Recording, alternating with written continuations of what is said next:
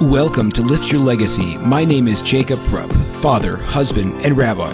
And each week we bring you an inspiring person or message to help you unlock your inner potential and create change that will impact the future. Thank you for listening, and let's get to it.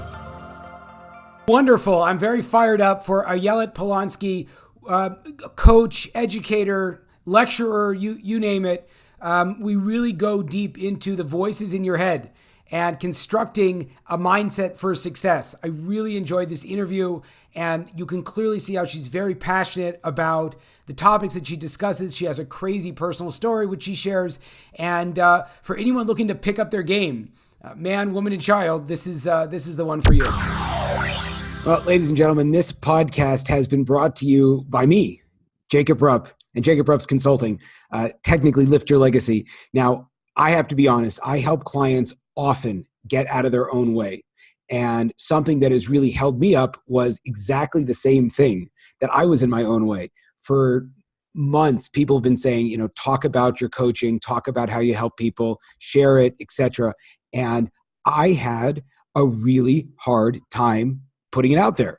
Why? Because it's not that I don't think I do a great job. I've seen amazing results from my clients, 10x, even more than that, businesses, fixed relationships, helped people lose a lot of weight. People go on the path of making goals and fulfilling their goals, all of these things. I know I do it. And I've been in the coaching space long enough to know that there's a lot of people that don't really deliver. And the ones that do really deliver are worth literally their weight in gold, because so often we're held back by stuff. And it's just like, if only I could get over that, if only I could work through that. And I help people do that. But for me, my big holdup was sharing that I do this in a big way, in a public way, especially on the podcast, because it's awkward. I don't want people to think, oh, I'm just making the podcast to sell you stuff or to talk about stuff. So that's not what I'm doing. My point is like this. My coaching business is expanding. I'm taking on a few more clients. If you are someone that is struggling in the area of self-esteem, goal setting, health, relationships, or your business, really, reach out. I don't know if we're a good fit to work with each other. What I can guarantee you is that we'll get on the phone for a half an hour.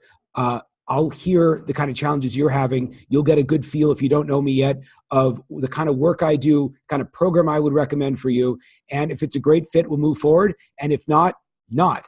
But I wanted to appreciate very much from the bottom of my heart the fact that you guys all listen. I appreciate the amazing guests that I have. And I'm really thrilled to have broken through in my own life to the point where I could actually devote a segment to really make a somewhat long-winded, but I think very important advertisement. So if you want to reach out to me, the email is rabbi, R-A-B-B-I, Rupp @gmail.com. And the website is liftyourlegacy.live, and at lift_your_legacy on Instagram. I think it's pretty simple. You know where to find me because you found the podcast. Thank you so much. I am so thrilled to have today Ayelet Polansky, who is a coach, motivational speaker, educator, all-around powerhouse, originally from New York, now in the Holy Land of Israel, and will hopefully be sharing some important topics with us, ideas, techniques about leadership and development. So Ayelet, thanks so much for joining me this morning. Thanks for having me. Fantastic. Tell me a little bit about your background and how you got to where you are today. A little bit? Okay, I feel like we could be here for 10 hours, but I'll try. Go for it. I'll try to give you the Reader's Digest version of like a 10-year story. So today I work as you said, like a coach, therapist, speaker. I live in the Holy Land of Jerusalem. Thank God. I feel so blessed to be here. And I moved here 3 years ago.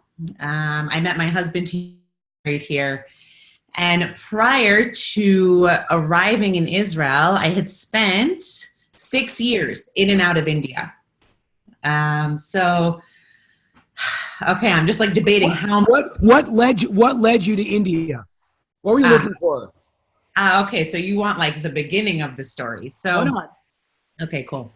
So long story short, when I was around 20 years old, no, I was exactly 20 years old, I had woken up one summer's day to 87 missed calls and voice memo and text messages. And, you know, like any, like any undisciplined, for me, like at the time, it wasn't a discipline to wake up and set an intention first. Now it is, thank God.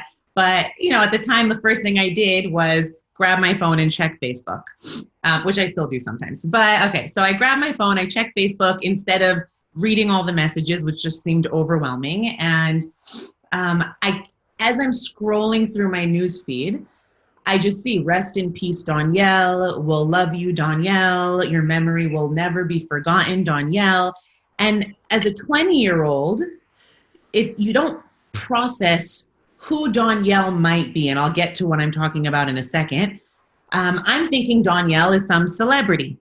And as I keep scrolling, all of a sudden, a picture of my good friend Danielle pops up on the screen, rest in peace, Danielle. And that's when it hit me. And I remember thinking to myself, you know, waking up to all these text messages and it was just chaos. It was complete. It was all over the news. It was complete chaos. And when I'm, 20 years old, all that mattered to me pre-20s was clothes, boys, shopping, parties, socializing, like the idea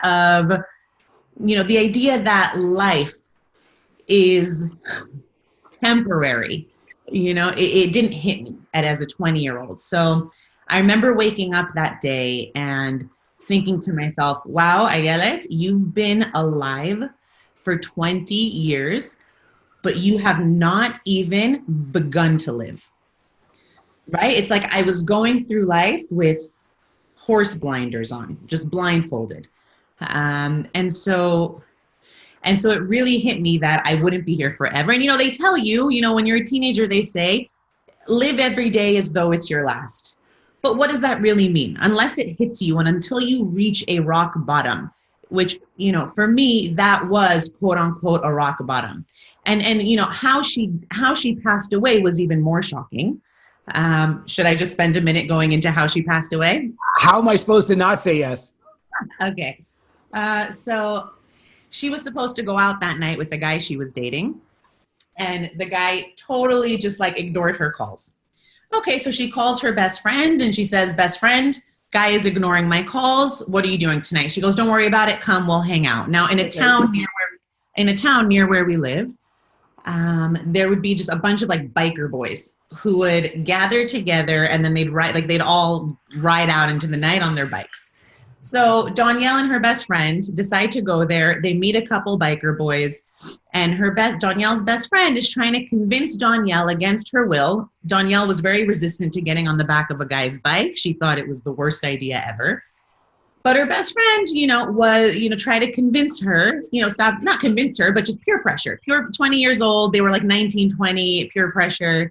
Get on the back of the bike, stop being a wimp. What's the worst that can happen? We're just going to cross the George Washington Bridge. We were in New Jersey at the time. Cross the George Washington Bridge, head into the city, grab a bite to eat. We'll come right back. All right, fine. She succumbed to the peer pressure. Danielle got on the back of the bike. Her best friend was a couple minutes behind on the back of her guy's bike. Anyways, her best friend is riding across the George Washington Bridge. Like I said, Danielle is up ahead. And in the middle of the bridge, Danielle sees the pink jacket, her best friend sees the pink jacket that Danielle wore in the middle of the bridge without Danielle, just the jacket. So her best friend, obviously her heart drops to her stomach. She panics. They ride up a little bit further and she sees Danielle lay down in the middle of the bridge. It was all over the news. Danielle's laid out in the middle of the bridge.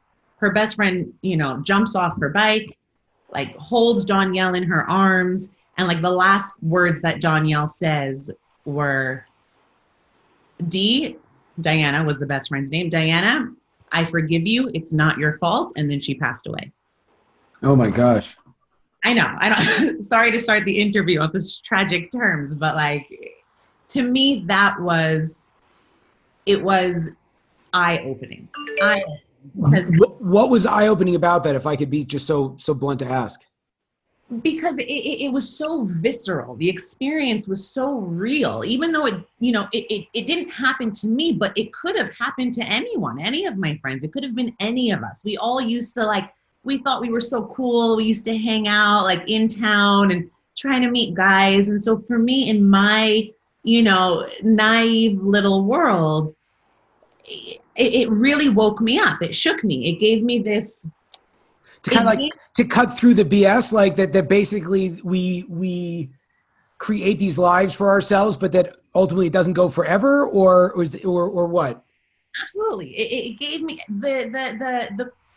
the wisdom that your elders tell you, live every day as though it's your last, because you never really know when it will be your last.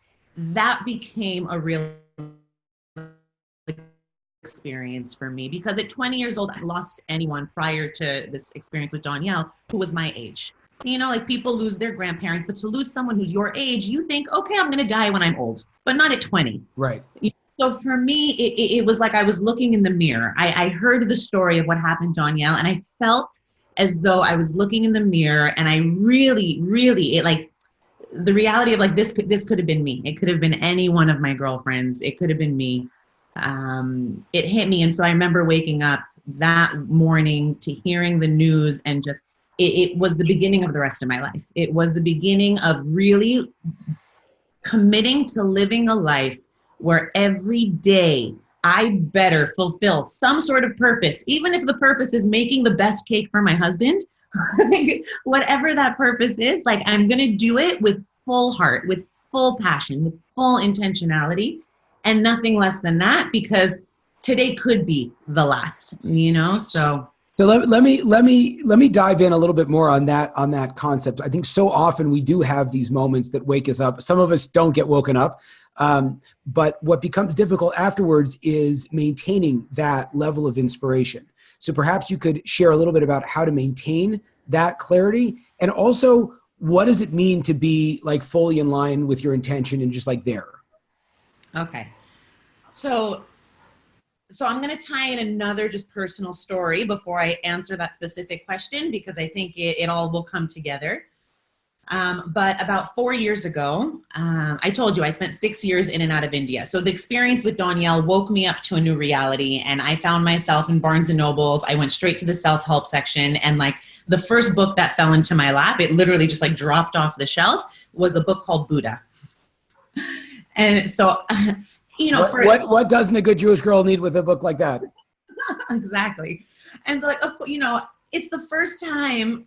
I have amazing parents, thank God. I come from an amazing family, but like, they didn't necessarily instill in me the value of, selflessness or compassion. They just are compassionate people, and they are giving people, but the idea of it, the reality of it, reading all these books. So the book Buddha turned into every single personal development book in the self-help. So if you saw my bookshelf, it's one big personal development bookstore. So that led me to India. And so 4 years ago, I found myself in the middle of the desert. I was in like the largest festival of consciousness on the planet. It's 50 million Hindus and me in the middle of the desert in India. And I was caught in a terrible tornado. Now, when I say terrible tornado, I mean like a scene out of The Wizard of Oz, like metal poles flying everywhere, like tents being ripped apart, like rain and wind so loud that you can hardly hear the person next to you screaming at the top of their lungs. It was so intense. So I went to find shelter, and I slid under a massive transportation truck because I figured things are flying around. The last thing I need is for something to hit me and I'm done for. So I slid under a transportation truck. The waters are rising. I'm like, okay, you know what? Either I'll get hit in the head with a pole. Sorry to be so vulgar, but either I'm going to get hit in the head with a pole, or I'm going to drown, or I'm going to live. It's one of three options. So I was hoping for the third. Anyways, I'm sitting under this transportation truck, and I'm like praying for dear life. And all of a sudden, I hear an old woman's voice, and I look over my right shoulder, and there's this like older woman with piercing blue eyes, and she just looks at me and she says, well, at least if we die here with our guru. And something about that moment, like it's like my whole life flashed before my eyes. Something about that moment just felt so wrong. Something felt so wrong, because in my head, when you think you're about to die, you think like, I have parents who love me. I have siblings. I have 2 brothers who I adore. You know, I have a whole future ahead of me. I have dreams. I have goals. I want to get married. Like, the last thing I care about is dying here with my guru. So that kind of like woke me up real quick. To the futility of the current, like the current path you were on. Is that what you're saying? Absolutely. It's like the classic, the ladder's against the wrong wall, sort of. So you've been climbing up this ladder, but at the end of the day, it's like you don't want to be with the guru at the end. The intention was sincere, you know, Sure. the intention, the desire for truth, the desire for spiritual living, the desire to feel connected to something bigger than me, to a purpose that's beyond me, was there. So the sincerity was there. But like you said, ladder against the wrong wall. Is that how you say? Is that the quote? Ladder against the wrong. When you grow up with foreign parents, these English slogans, you kind of get them. I know my wife doesn't know how to do. She's like a rock and a hard wall, and I was like, I don't think that's it. That's me. Yeah, I totally relate. But so yeah, so basically, not so after that experience, the guru had invited me on a bus tour with him throughout all of southern India. And like any good, sincere seeker, you say yes. So the bus tour wasn't starting for another week. So I said, you know what? When I say bus tour, also, I don't mean like touring during the day. Luxury bus tour. Yeah, no. No, there's no hotel. Right. I'm talking like rugged, showering out of buckets if you can shower. You know, I'm talking about sleeping on the bus. It was going to be intense. And so I said, you know what? I have some wealthy friends in Bombay. I'll go hang out with them for a week before I just like get myself dirty. Fine. So I'm in Bombay, and it's my second to last day there before I'm about to depart on this bus. And I'm in a deep state of meditation. And for anyone who's ever meditated before, you know how incredibly difficult it is to meditate when your mind is just racing and you have all these distractions, right? So like I'm trying, and all these different thought bubbles, like thought bubbles just keep popping up. And there's one thought that just keeps trying to like enter and intrude on my meditation. So I keep trying to push that thought aside, and it just keeps getting louder and louder. So finally I'm like, you know what? Clearly I need to entertain this thought. Otherwise I won't be able to get into the meditation that I thought I needed to be in. Okay. So I entertained this thought, and it was like so clear as day. Like I just heard this voice. It was a voice in my own head, obviously, but like I heard this voice, and it said, leave this country now and go to Israel. Don't wait. Fine. You know, when your intuition is just so strong, and if you don't listen to it, it's like that voice is just going to keep haunting you until you listen to it. So the voice was so clear that it took me 30 minutes to book a flight to Israel. The next day I was on a plane, and it's been 3 years and I've never left. So to tie it back to your original question, like, why am I sharing these life experiences? You know, when Danielle passed away, you know, now it's actually been now almost 12 years. When Danielle passed away, I had set a really strong intention. And for me, I think what differentiates success mentality versus failure mentality is the power of a strong intention. In Hebrew, the word is kavanah, as you know, and it which stems from the word kivun, which means direction. So intention is like a very strong, directed intention. So I come from the mindset that whether we can understand and make the correlation between our past thoughts and our current day situation, there is a connection. There is a connection. And if I look back at my life at the last 10 years, and I remember myself sitting on my bed, reading all these text messages about Danielle's passing and thinking to myself, I am determined to start living a life worth meaning.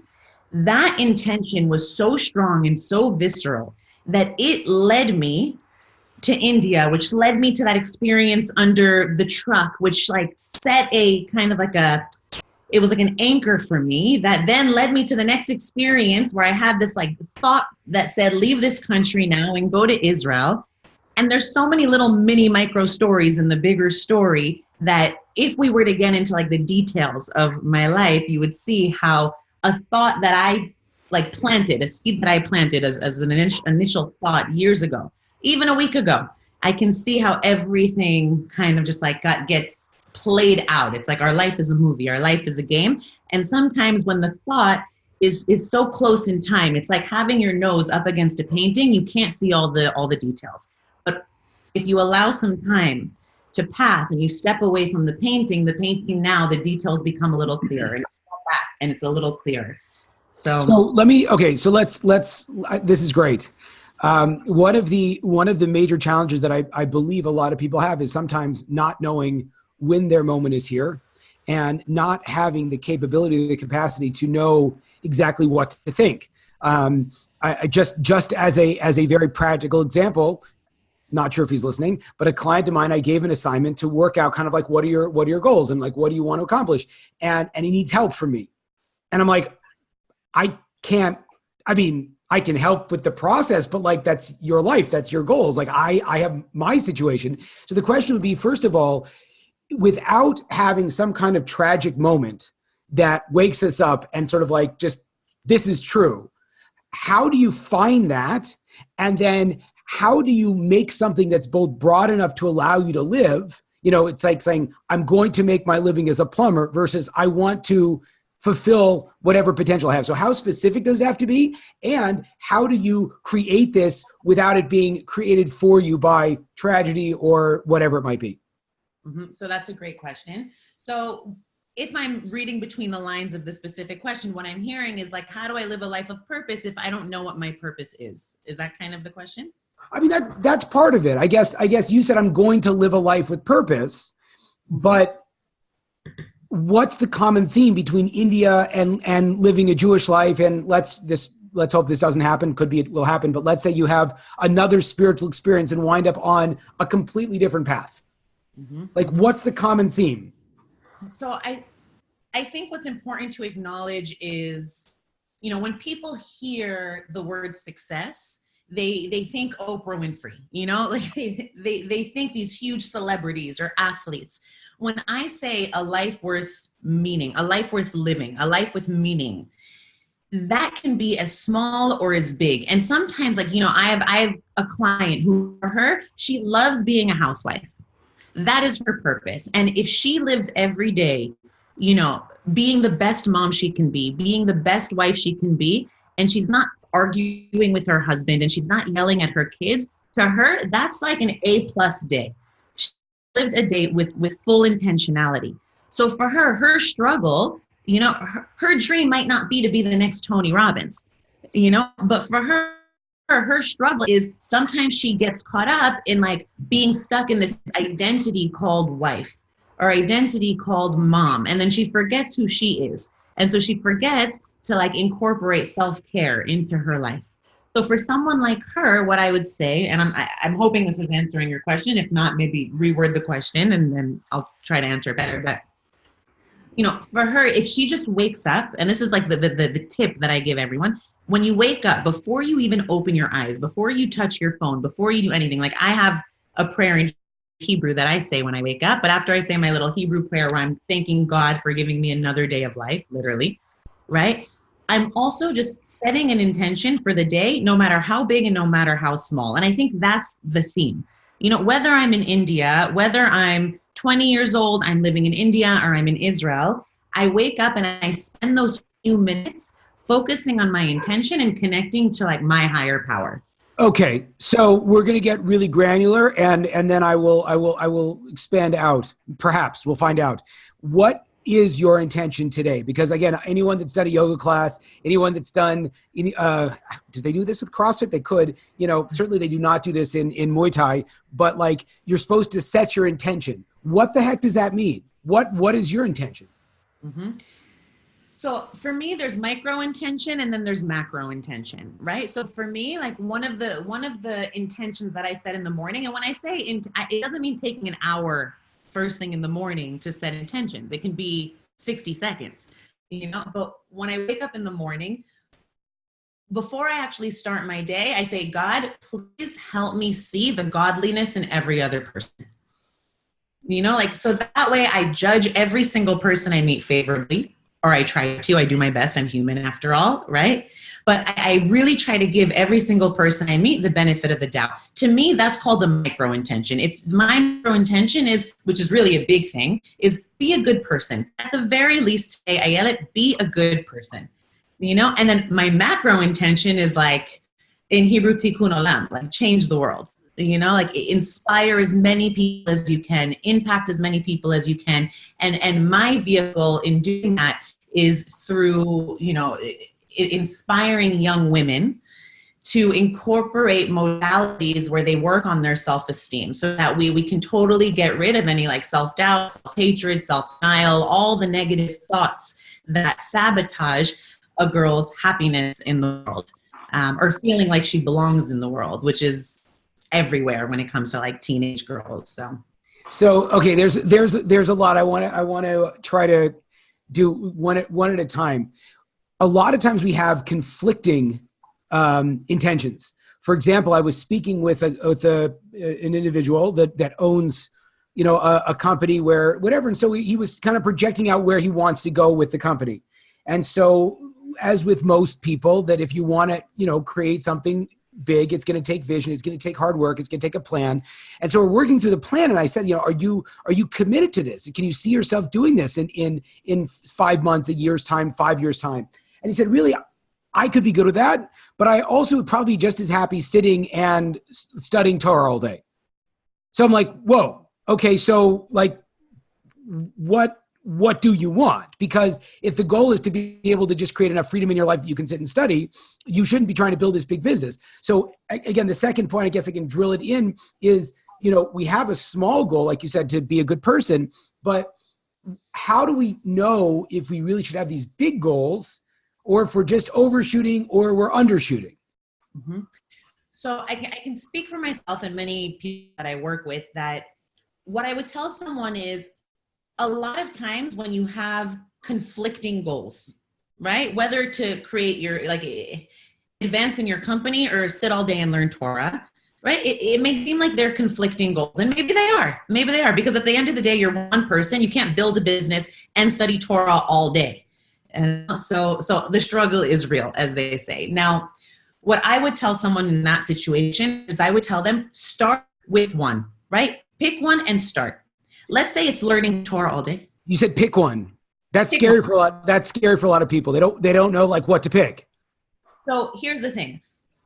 To comfort that fear, I'll say not forever. Pick one and stick with it for 1 week, maybe 1 month, not forever, but temporarily.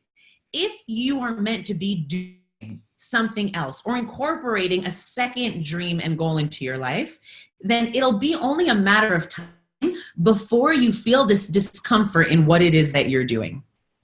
You can only go on so long doing one thing when there's a life purpose that you're meant to be fulfilling. What do you want to say? No, so that's such a fascinating thing, because I think people are trained to specifically ignore that, because if you're on a path and again, I love what you're saying, and I say this very often. It's like, if you're on a path and you have a feeling that you want something else or that you need something else or something else, most people shut that down because it's going to take them off the path that they're on, if that makes sense. But the reality is, if they don't follow it, like, they're going to be resentful. They're going to be broken. They're going to feel like they didn't put it all out on the line and do what they wanted. So how do you build personal confidence that you are going on your own journey versus that you are possibly derailing yourself from the place you're supposed to be?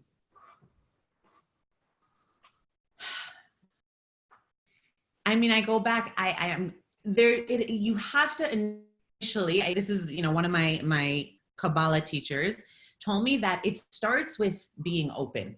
Now, a lot of people are like, what the heck does that mean to be open, right? Like, if I was closed spiritually, or just closed emotionally, or if I was closed off to like the messages of the universe, we'll call it, then I never would have heard that voice that came into my meditation that day when I was sitting by the pool in India that said, leave this country now and go to Israel.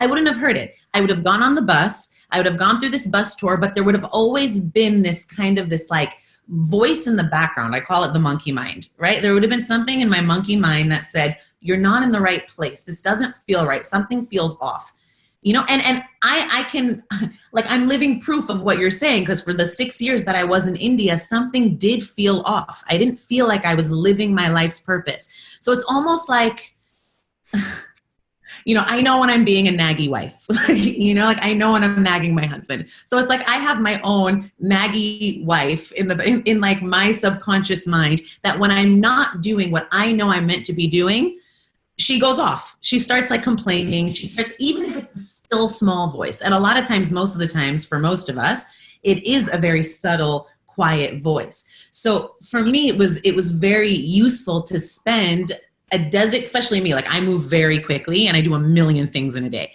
And so it was very important for me to take a step back and to slow down and to designate, you know, even if it's 5 minutes every day in meditation, to just get quiet and see what comes up, see the voices that come up.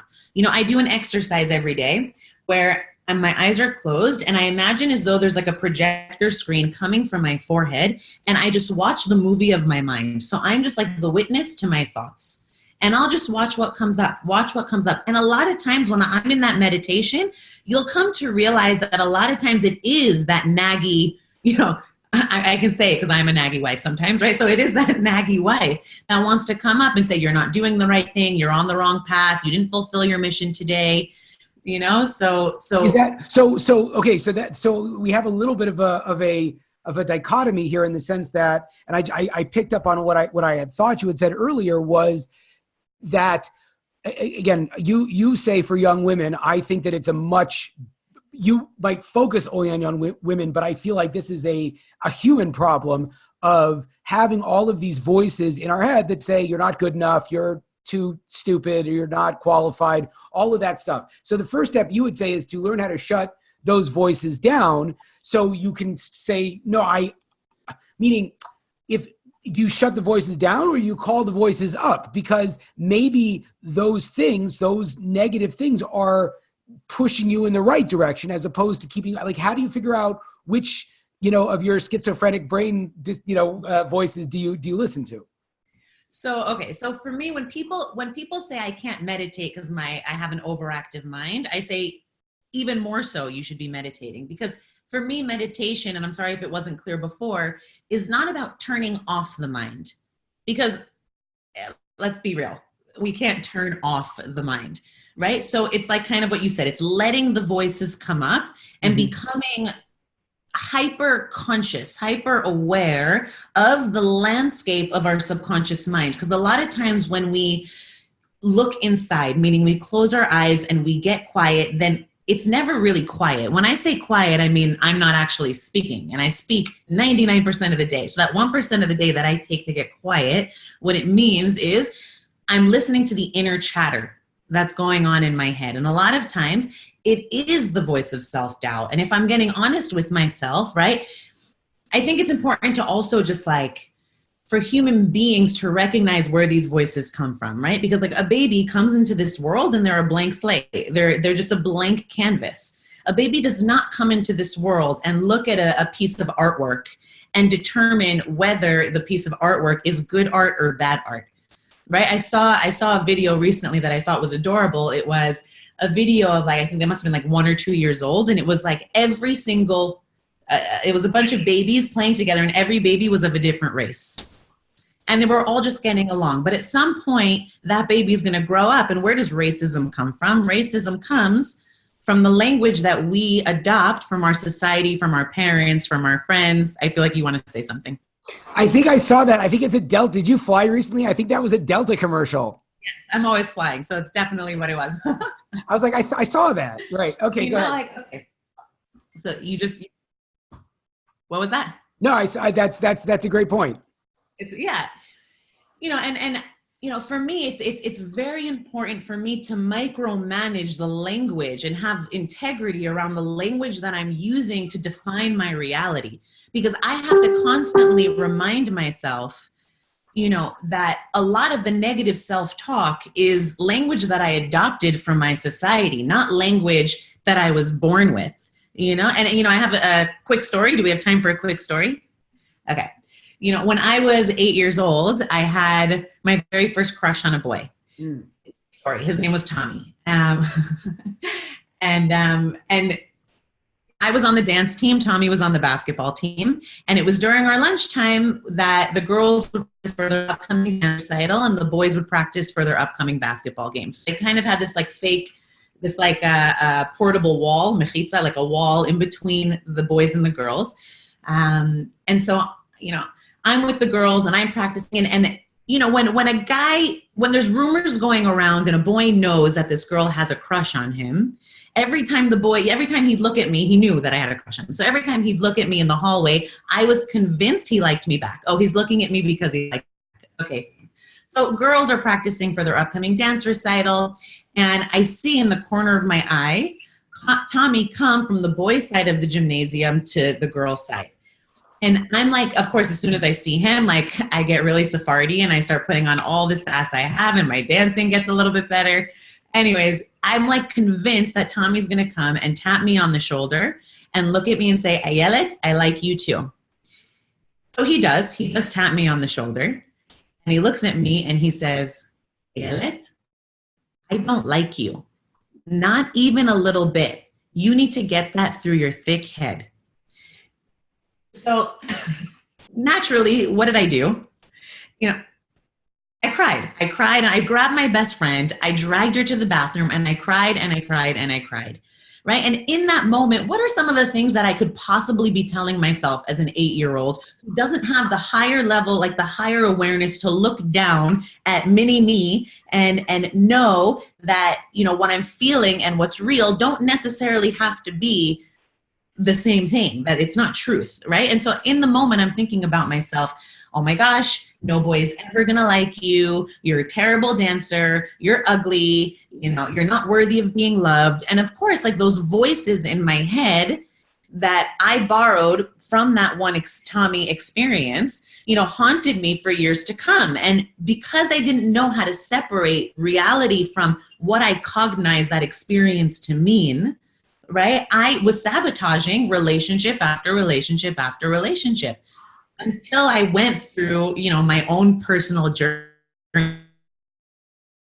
of healing and my own journey towards self-confidence and self-esteem. And I realized, of course, you're worthy of being loved. And of course, just because one boy when you were 8 years old didn't love you doesn't mean that you're not worthy of being loved.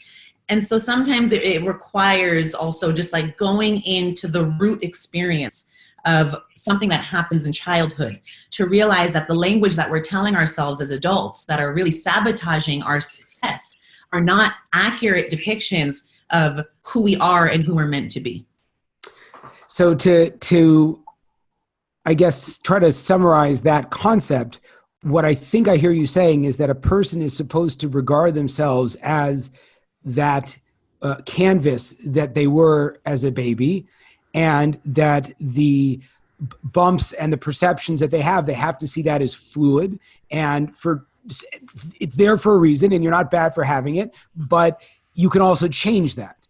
And by starting from a premise of, I am not worthy of X, and then asking yourself, why or where did me not being worthy for X come from? That's really the first step in terms of saying, well, do I actually want to be like X, or can I superimpose it with Y? Mm-hmm. Mm-hmm. Absolutely.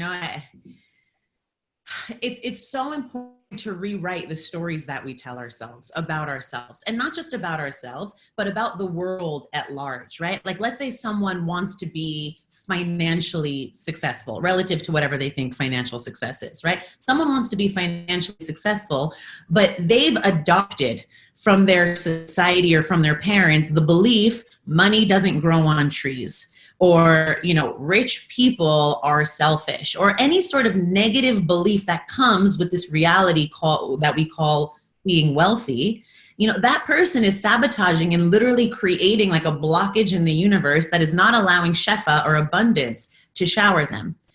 So to micromanage the language that we use to define ourselves, and like also to recognize like we were all created by the most divine artist there is, right? Like a Picasso, we can replicate, in a printing shop.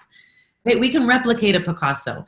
You can't replicate a human being. We were all created by the most divine artist that there is. That being said, I think that artist kind of knew what he was doing when he created us. And that artist created each and every one of us with these opposing forces, like, your Yetzer Tov, your Yetzer Hara, like these opposing, we'll call, for the viewers who aren't familiar with the words that I'm using, like Yetzer Tov, Yetzer Hara, we'll call it like, I don't even like good inclination, bad inclination, but we'll call it like the good voices in our head versus the bad voices in our head.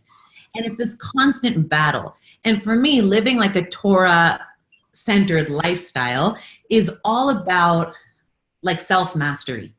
It's all about self-mastery because it requires me to constantly micromanage those opposing voices in my head. The voice that says, eat that third piece of cake, it's going to make you feel good, versus that voice that says, your father's diabetic, you're prone to diabetes, you might want to avoid that third piece of cake. There was an old Cherokee, I'm sure it's also like a story from one of our Torah sages, but I heard it as a Cherokee story where a Cherokee Indian grandfather is telling a story to his grandson. And he tells his grandson that every human being, he's talking about himself, I believe, in the story. He says, I have these two wolves inside of me, right? And like one wolf is the voice of good and compassion and loyalty and giving and self-sacrifice, the good kind of self-sacrifice, and justice and kindness. And the other wolf is the wolf of evil and self-destruction and self-doubt and war and crime and sadness and fear and pain. And these wolves are constantly in battle with one another. So the Cherokee's grandson looks at his grandfather and he says, okay, so at the end of the day, which wolf wins?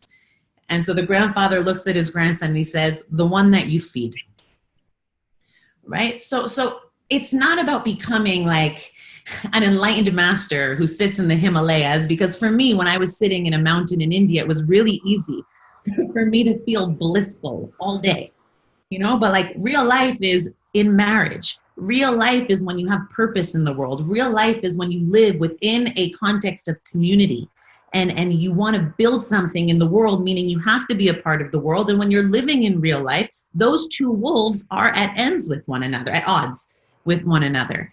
And so I'm constantly trying to train my brain, and I fail often, but I'm constantly trying to train my brain, my mind, to feed the wolf that believes in good, that believes in justice. And it's like anything. You don't go to the gym one time and come out, buff muscle man, right? Like it's an exercise, and same with the muscle of the mind. It's not a practice that you do 5 minutes one time and expect to master your subconscious. It really requires daily repetition. So what's very exciting about that, and I appreciate you bringing this up, and I know that I have to respect your time, so we will potentially have a part 2 of this. But it's fascinating. There's a thinker that I love whose name is Jordan Peterson, and he speaks about the importance of recognizing your dark side. And it's not him, it's Nietzsche, and it's all kinds of other stuff, and it's very deeply Jewish as well. But the interesting thing that we see is that, I guess you could say nowadays, I think there's a perception that we don't have those dark sides. And I heard once that the reason why the Torah has to give us all these things you're not supposed to do is because if we're really in touch with ourselves, we would do those things. And appreciating that I have the capacity to steal, to lie, to cheat, and that's within me, I think it gives you a lot of power. It gives you a lot of passion, because it's like, it's not a bad thing to fight, to struggle, to desire, to long for something. It's just about how do you use that? That's one point. I felt like that was in some way related to the wolf story. And the second point is the second point is this concept that you said that I also love of micromanaging your speech, that if you look, it's crazy. Nowadays, thank God there's this whole thing about Hilchos Lashon Hara and you can't speak badly. And for those that are, aware of it, they study these lessons and can I say this? Can I not say this? And we don't ever have that same level of respect for the voices that we're saying to ourselves. And we don't even know about that. And what I think that you're saying that's so important is we basically need a Lashon Hara symposium for the voices in our head as well. Mm-hmm. Mm-hmm. Absolutely. I tell this to all my girls that I work with. It's like, if the things that we tell ourselves, we would never tell another girl about her, right? Like the things when we look in the mirror, the voices that come up, the first thing in the morning we look in the mirror, the voices that come up, oh, I have a pimple. Everybody's only going to notice the pimple. And really, you're the only one who notices the pimple. Like it's we treat our minds, we treat ourselves like garbage cans. We would never treat anybody else like that or speak the way we speak to ourselves in our own heads to anybody else. Yet, this is the one vehicle, the biggest gift we've been given. This is my temple, right? This is my Beit HaMikdash. This is the most important vessel, vehicle that I have to live out my mission. If I am feeding my vessel, my vehicle with junk, whether it's food or thoughts, right? Like you can guarantee that living out your mission is going to be incredibly difficult. So to go back to what you were originally saying, to micromanage the language that you tell yourself, the Baal Shem Tov, one of our Torah sages, he says, where your thoughts are, that's where you are, right? So if when I'm teaching a class, I tell my girls, right? I'm like, if any of you in this class today were sitting here, but thinking about being at the beach in Tel Aviv, you were actually at the beach in Tel Aviv. That's how potent and powerful our thoughts are. We can't see them, but they have this like very tangible, real existence. I'll give another example and then, I'll give another example. Before I met my husband, so I'm a big fan of visualization, right? Like I spend X amount of time every day visualizing the life that I want to live as though I already have it, right? And so I had spent, and some people tell me I'm like playing with fire when I do this, but sometimes I'll like pick a date. Like I'll want something by a specific date, which sometimes can come in handy. If there's a family being evicted from their apartment and they need a new apartment by a certain day, then picking a day is actually quite necessary, but then leaving the results up to Hashem, right? Hashem, God is in charge. And so I'll do a visualization every day. And so before I met my husband, I spent 40 days visualizing that I would be married to him by the end of May.